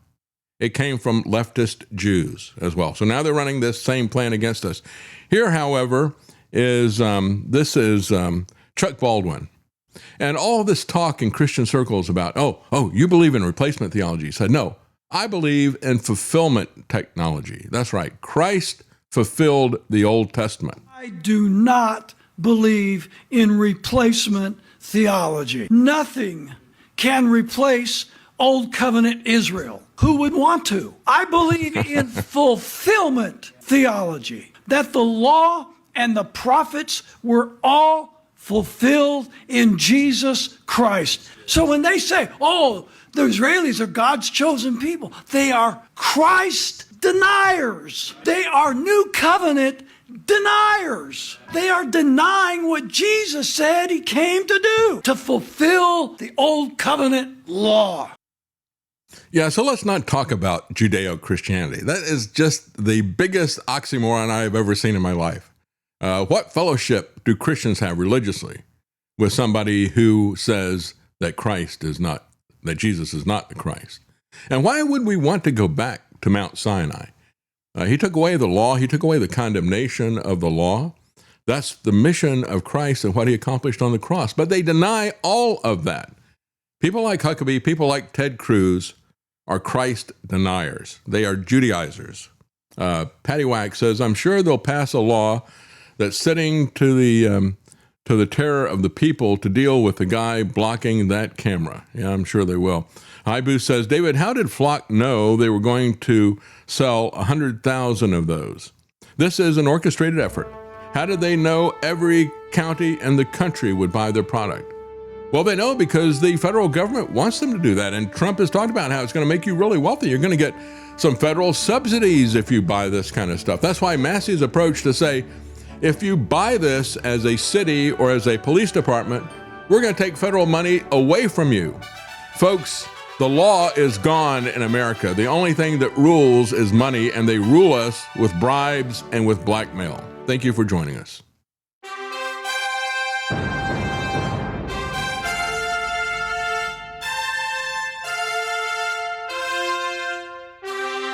The common man. They created Common Core to dumb down our children. They created Common Pass to track and control us. Their Commons Project to make sure the commoners own nothing. And the communist future. They see the common man as simple, unsophisticated, ordinary. But each of us has worth and dignity, created in the image of God. That is what we have in common. That is what they want to take away. Their most powerful weapons are isolation, deception, intimidation. They desire to know everything about us while they hide everything from us. It's time to turn that around and expose what they want to hide. Please share the information and links you'll find at thedavidknightshow.com. Thank you for listening. Thank you for sharing.